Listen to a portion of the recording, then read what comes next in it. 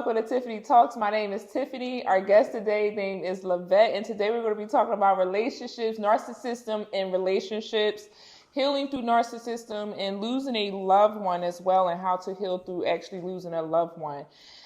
So Lavette, who is also Urban Goddess Tarot, please do tell us your story here with losing your mom and dealing and being in a relationship. What was some of the signs and the signals that gave you when it came to dealing with this person and your awareness? I feel like a lot of people do sit in situations like this and they don't become aware of it because they could be living in an illusion of relationship. There's some type of fulfillment in a relationship, and they 9 times out of 10 sometimes don't get out of relationships like this.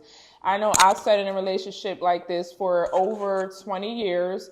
So I know how it can be to sit in it and not really see really what's going on until you actually get yourself out of it. And then you're like, whoa, was I really sitting in something like this? So hello and welcome to the show, and go ahead and tell us your story. I'm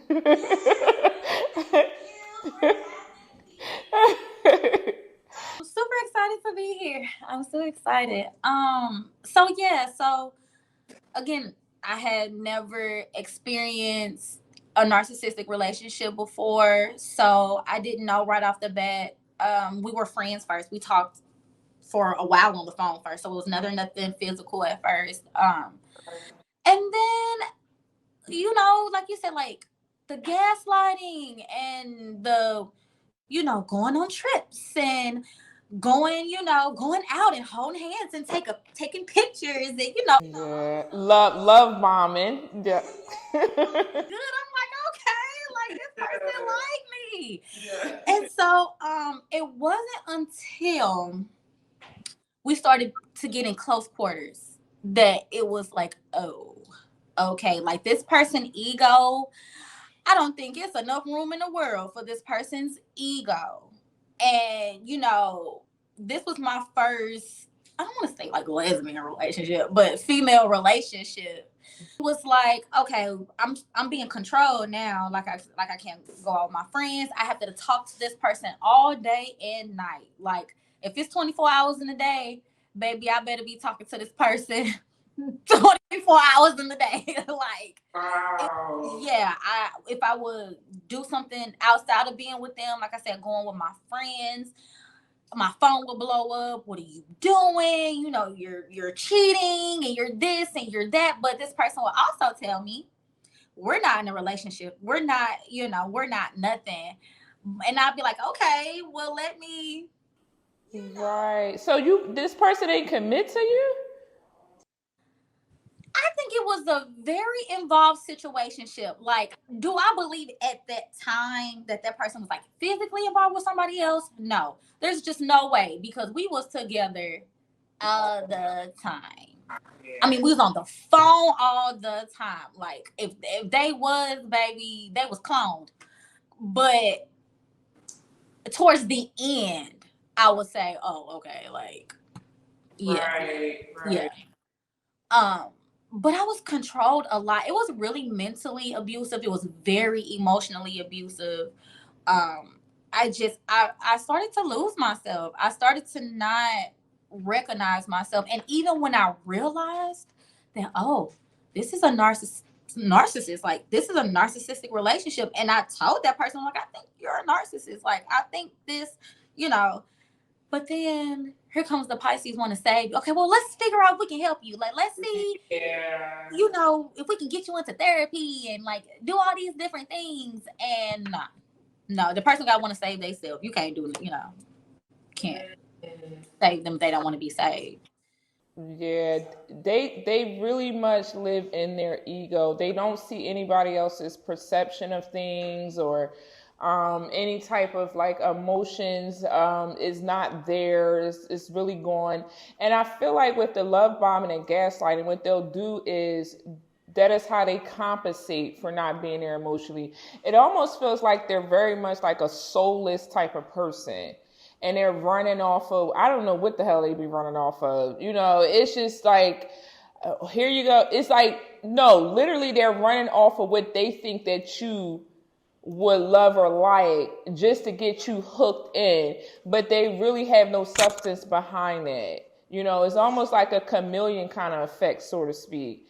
And, you know, living in that, like I said, you don't see it because you're getting some type of fulfillment out of it. What do you feel like that was actually fulfilling in a relationship that you see now that you may not have seen later? Like, okay, this person was just showing me a lot of attention, so that's what kind of had me.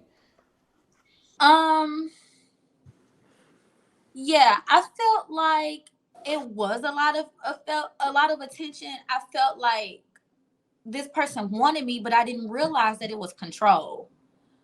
You want me around, you want me to talk to me because so you can control me, so you can feel, because you know, I believe they run off of validation. I had to validate this person's ego all the time. Yeah. I couldn't do that. But then at the same thing, because I do now, this person sits in my 12th house, right? So this is a mirror relationship. So I saw a lot, though.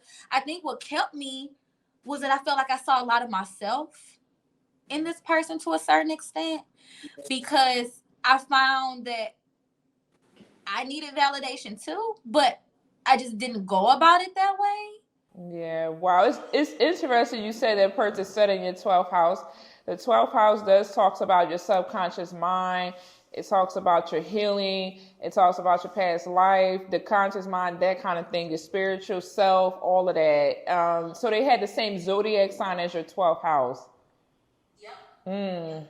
Okay. So I seen it was like a mirror to a certain extent. Now, this may be an unpopular opinion.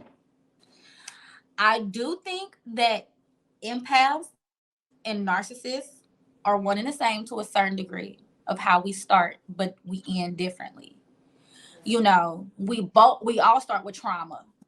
The difference between an empath and a narcissist is that an empath can process and can grow from these traumas and things that go on in their life. A narcissist stopped development at one point, and then they start to compensate and doing other things.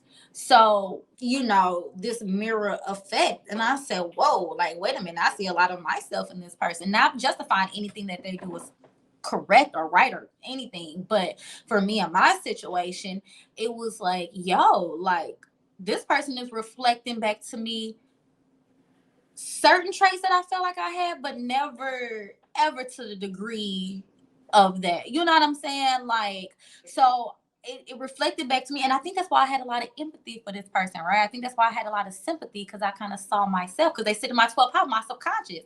A lot of my fears, they reflected a lot of my fears to me, a lot of things that I did want. Like, it was like, girl, like, yeah. I never knew that. I never knew that the difference, like how you said they're the one and the one with the empath and the narcissist.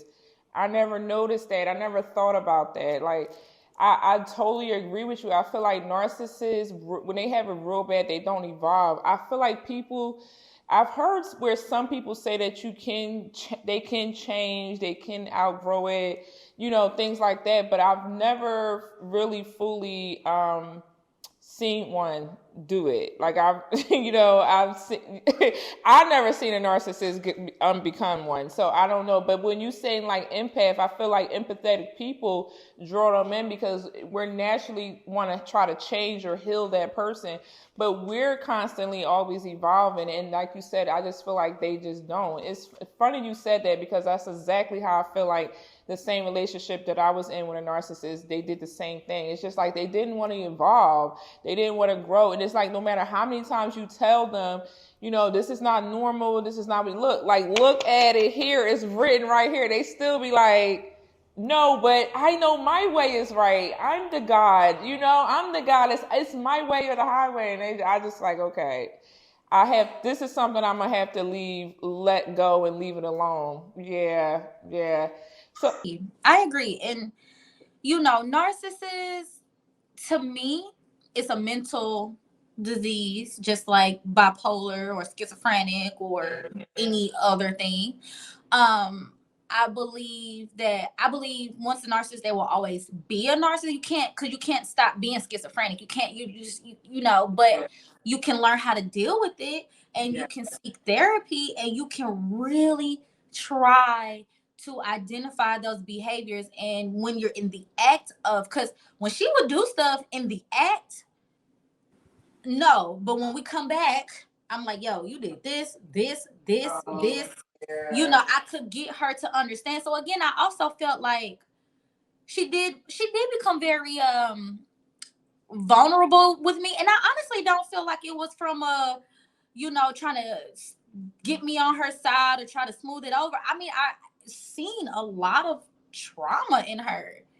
And so when I can see that, I'm like, okay, I can see how you got here. I see how you the way you are, but we grown now. Like, I have to take responsibility for my healing. I have to take responsibility because yes, I've been through a lot of stuff, but it's not right for me to take it out on you or anybody else. So that's the part that I can't get with. That's the part I don't agree. It was just a literal like bad treatment. Yeah, and that part you just said right there be hard for them to digest. That little part right there you just said be hard for them. They do not understand the fact that they do not want to take accountability. You have to take accountability. Like you said, this is my life. This is my journey. This is what I have to go through. This is how I'm healing. They cannot stand that. A narcissist person is just, they just want you change, like literally just change. Like they don't want you to excel or grow. It's like, a dog on a leash. Like literally, like don't go nowhere. You sit right here. You stay here. Don't move. It's a very manipulative relationship.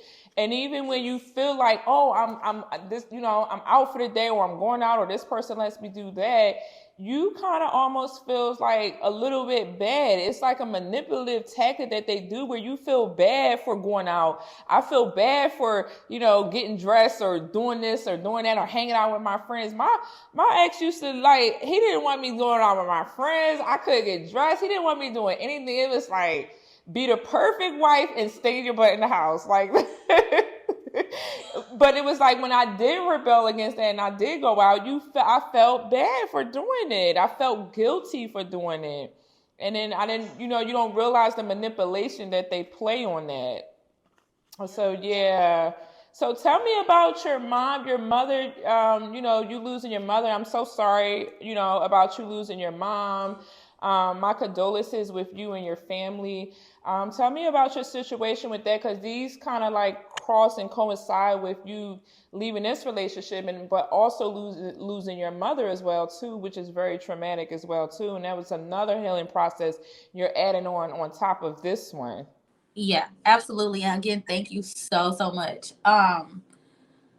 So how I was able to remove myself from that relationship is because my mother passed away, and it was suddenly unexpected, and don't get me wrong, I do feel like in the relationship with the narcissist leading up that we were coming to the end, right? I'm like trying to get out. I'm trying to find my way. Yeah, break free of this relationship. And coincidentally, my mom is getting older, and I felt like she needed help around the house. And I'm like, two birds, one stone. I want to have my own business. Like, I don't want to, keep going to work. I'm tired of paying bills. My lease is up. Dude, move in with my mom. I can help her get her stuff together, her house together and all that. I don't have to pay bills for the moment, and I can try to work on my own business and get myself up and going, and without the stress of bills and all these other things. So I moved in with my mom, and about 3 days after I moved in with my mom, she passed away. And again, she suddenly went into cardiac arrest out of nowhere. And I was there, all I could really do was kind of comfort her through the situation. It was really not much that I could do. She didn't go instantly unconscious. I had to be with her. She didn't go unconscious until the police and the paramedics got there. But that was huge turning point in my life, because now again I can't focus. It's like the universe forced me too focused on myself. Like, first of all, I didn't have nothing to give to you anyway. Now I definitely don't have it, because I have to give whatever I have left to myself. Like, honestly, for like that first week or so, I sent my daughter away, because I couldn't even give it to her for that moment. Like, I literally had to be about myself. And it's like, my mom had narcissistic traits. I wouldn't say she was a full-on narcissist at all, but she had those kind of toxic traits where she was not available emotionally.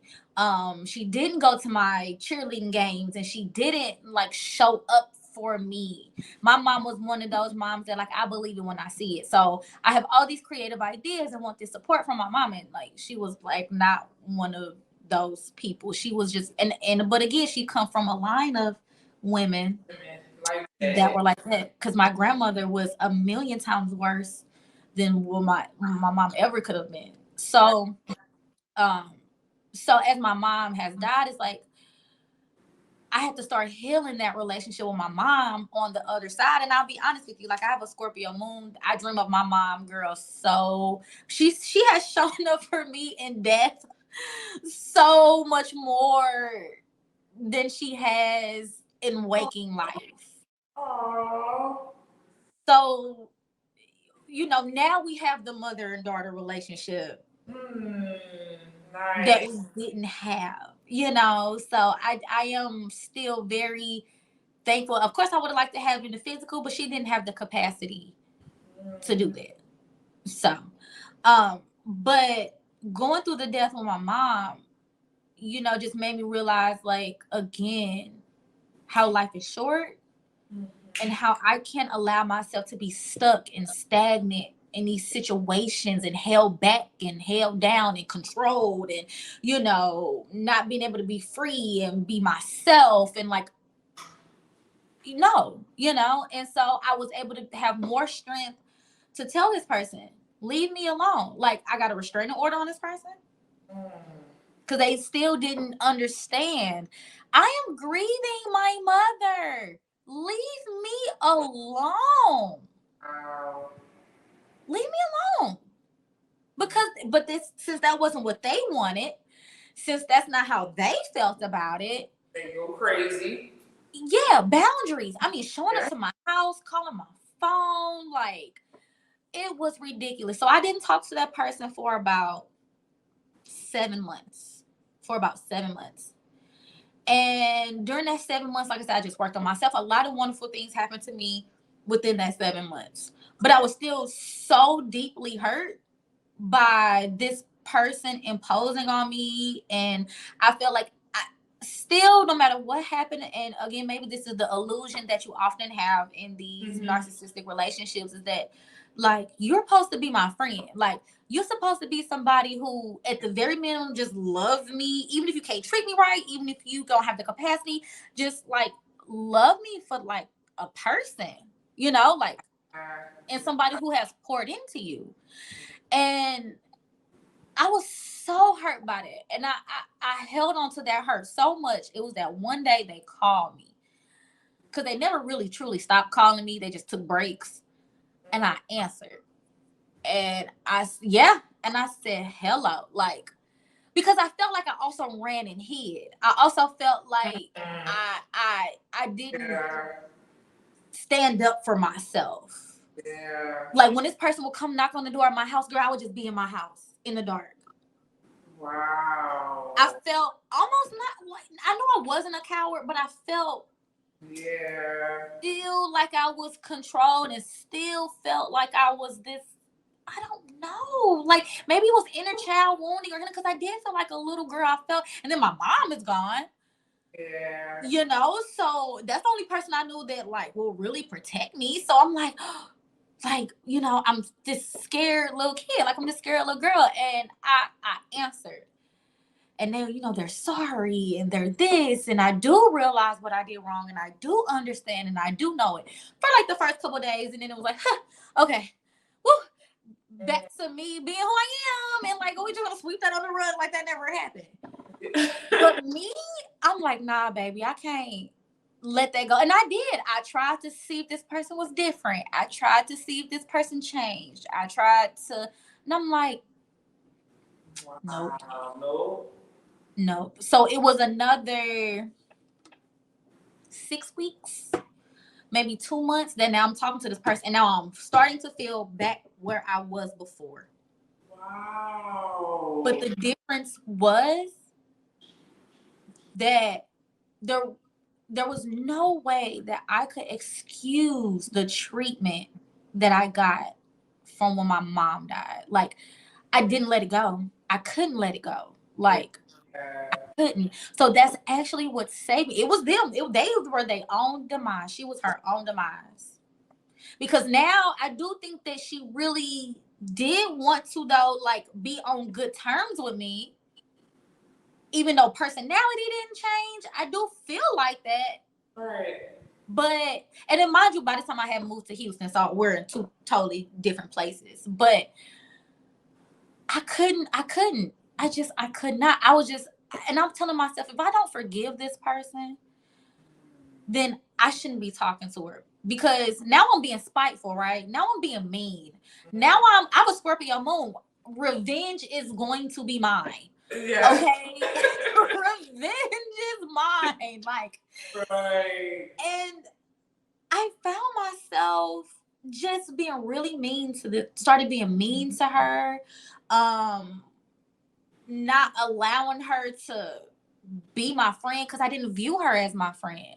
If you were my friend, if you were somebody who loved me, you wouldn't only tell it, you would have shown it. And you would have shown it at the one time in this whole time I have ever known you that I needed it the most. I needed it. I did. I needed people around me to support me. I needed people to love me unconditionally. I needed it. I mean, I needed it. That wasn't a situation where you can, only love yourself through. You need your family. You need your friends. Girl, people in the community that I would go to the store. The lady at the store hugged me. She's like, I would see your mom in here all the time. I would go get food. The man at the food at the restaurant, he gave me food for free. He was just like, eat. It was like people in the community supported me. Mm-hmm. More people who never even knew me personally supported me more, that I felt like this person that I had spent the last year every moment of the second with. And now that you're back, I think they had to come back for me to see that. I was just ready to say that usually this sounds like you were in a karmic relationship. And usually karmic cycles, you cannot run from them. That's why I always tell people, they be like, well, should I reach out? Should I deal with this person? Yes, deal with that person, because the more you keep running and hiding from this person, they're not going to go away. They're not going to go nowhere. You have to go through that. You had to see that person was going to never go nowhere. They was going to come, whether it was the 3 years, 5 years, 10 years down, they were going to come right back and pop up in your life until that cycle got fully closed. So it was really good that you stood. I always say, like, to me, I look up them as bullies and, very demonic, and, you got to look them in the face. It's like literally facing your demons, facing that shadow side, facing what is triggering you and why this person is triggering you. And that's what you did. You stood up for yourself, you faced that person, and then you seen, and now you could properly close the cycle out. Did you ever forgive this person? I heard you say something about forgiving this person. Did you ever forgive her? You know what? I forgive her. Mm-hmm. But not enough to deal with her again. Mm-hmm. Like, don't get me wrong. And again, and maybe this is just, I don't know. But because I know how wounded this person is, and I do see the childhood trauma, and I do see the trauma in this person, and I'm bad at quoting Bible verses. I'm bad, but they say like forgive the people who trespass against you, for they not know what they do, or something like that. Mm-hmm. I really think, even though I've made her aware, so I know moving forward consciously, like, we don't figure this out. Like, I don't have long talks and like, hey, this is what's going on with you. Like, this is like, what's going on. So moving forward, what she decides to do, she has to be accountable for it. But with me, I don't think she ever had anybody point that out to her. I don't think that was an ever realization that she had in her mind. Yeah. So I do forgive her for it, but I can't excuse it. Right. That's understandable, right? Yeah, I agree with you. That's the same way how I feel. I feel like to me, I had to learn how to save myself. And that's exactly what I did. I would show people, tell people, this is what you need to work on, this is what you need to do that and that. And I found myself exerting all of that energy and not getting anything in return of that. Energy has to be exchanged, it has to be balanced. And I kept depleting my own self. So I had to learn how to save my own self and help those who actually want to be helped. So that was something that I had to learn with dealing with this actual person. And then after the person after that, so after I got out of the marriage, I got into the same kind of relationships afterwards and still saying and talking, and they still wasn't. And I'm just like, you know what? Yeah, this is something that God is really showing me that, Tiffany, you have to save yourself. You have to start putting yourself first. You have to start pouring into yourself. And that's what I kind of learned from, that experience with dealing with that person. Yeah, wow.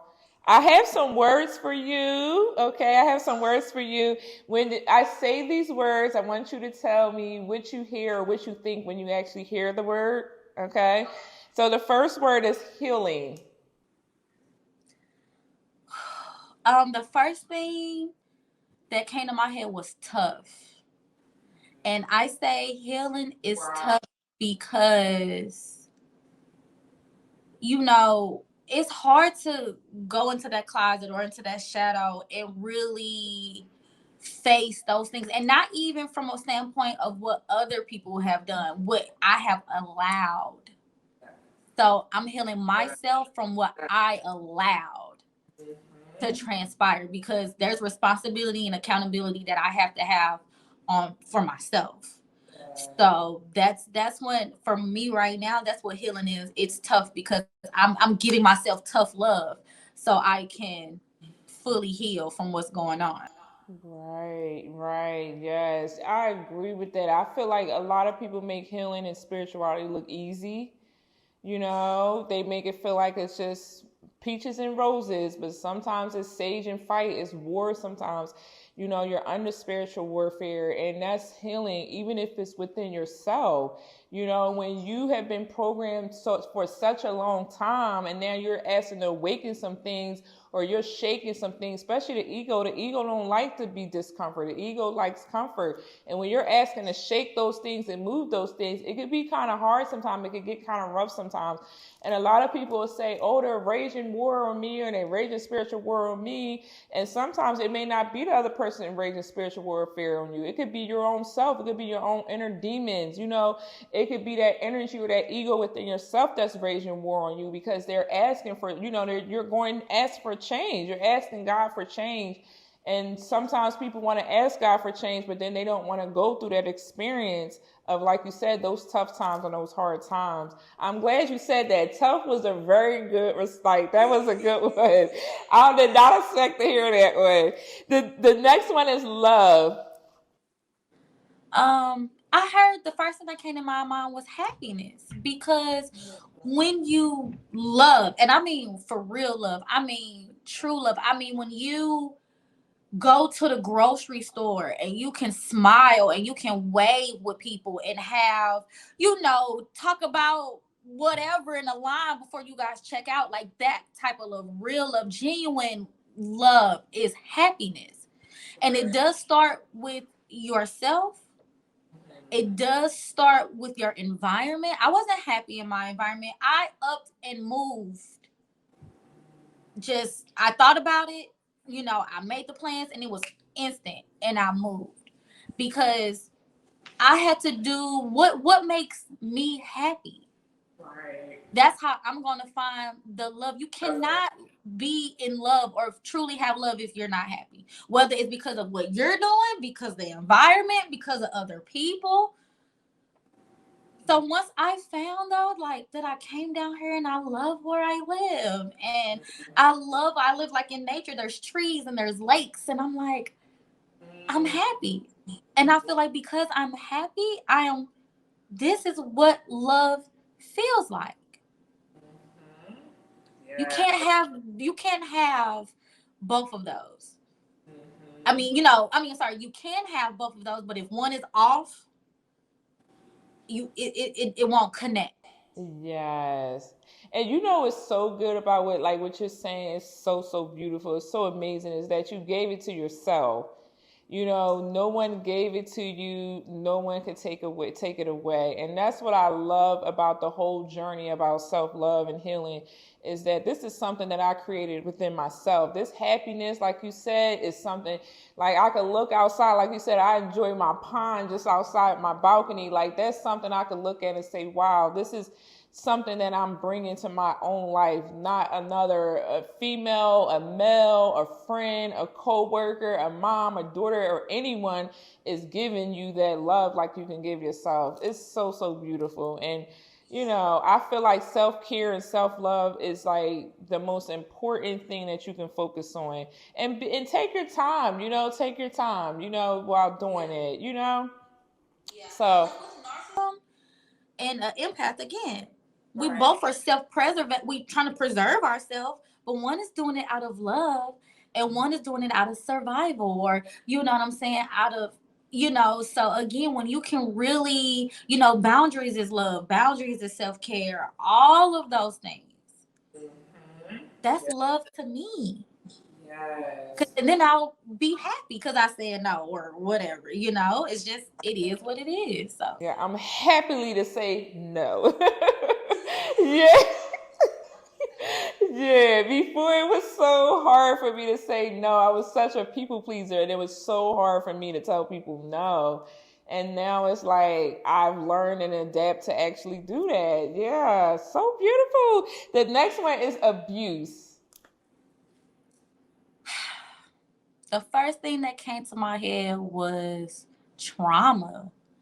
Like, I think that trauma does breed abuse. I feel like even, and again, for everybody who's watching, like, I don't justify anything, but abusers aren't born abusers. They were abused. They went through traumatic experiences, whatever that may have looked like, felt like, and then so they abuse, right? Hurt people. And that is true because they don't know how to deal. So for me, though, because I am a very lighthearted person, I am a very, very sensitive person. Abuse is very traumatic because I hold on to it. And it took me a long time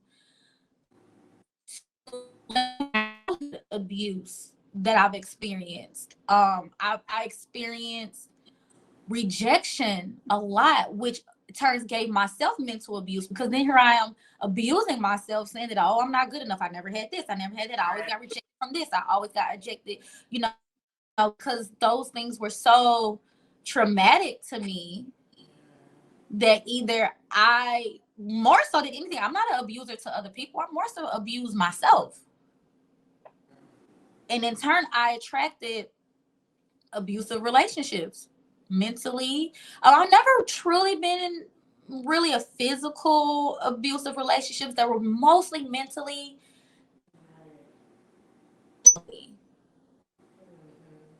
I I feel like mental abuse is probably the worst relationship. Yeah. I really do more than physical because physical those scars and wounds will go away, but when somebody mentally abuses you, that lives with you for the rest of your life. It's a trauma and a stigma that sticks on you for the rest of your life. Because like you said, those thoughts, they will replay in your head. You will keep hearing them.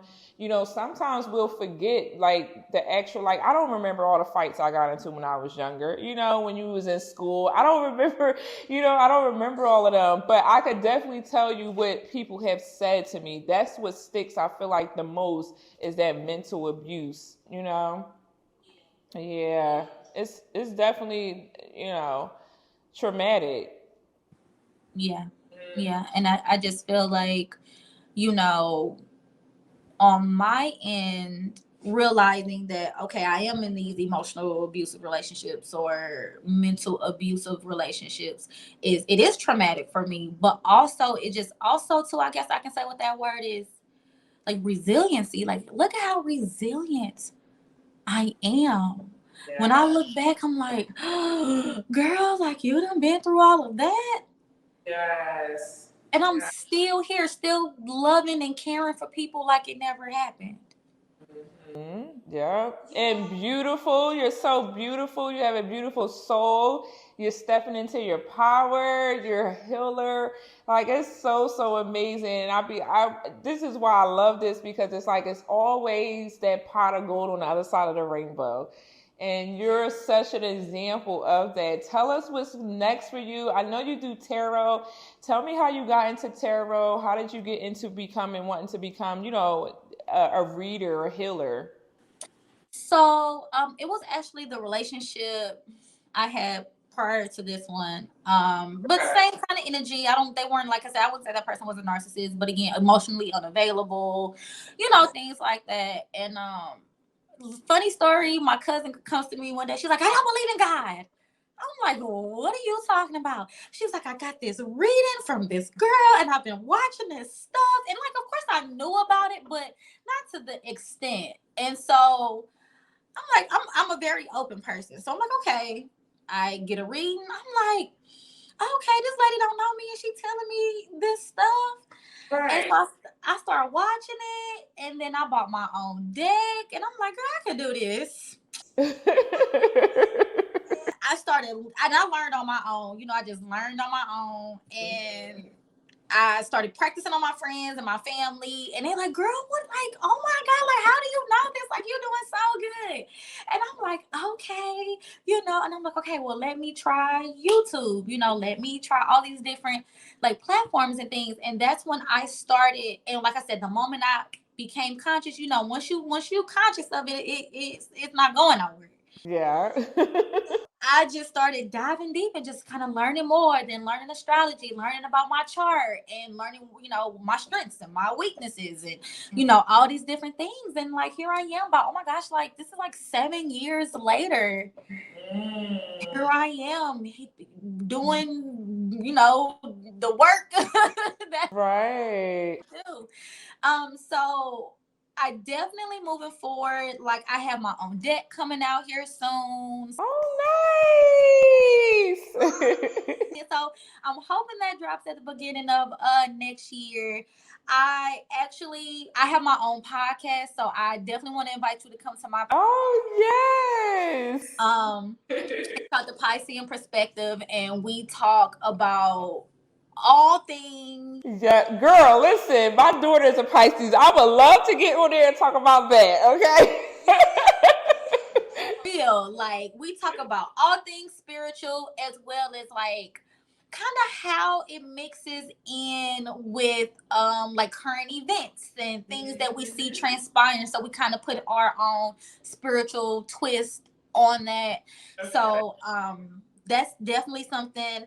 And then I'm kind of working on having like a convention. Okay. Where there's a panel. So like again, you're definitely invited to where we can have people sit and just like ask all of us questions. We're all here to do the same work. Oh my goodness. I love that. I so love that. That is so amazing and dope. We gotta do that for the summer, girl. Brownie and stuff. She said, I got a producer. I said, this girl got a producer. Okay, so let me talk to Tiffany about some stuff.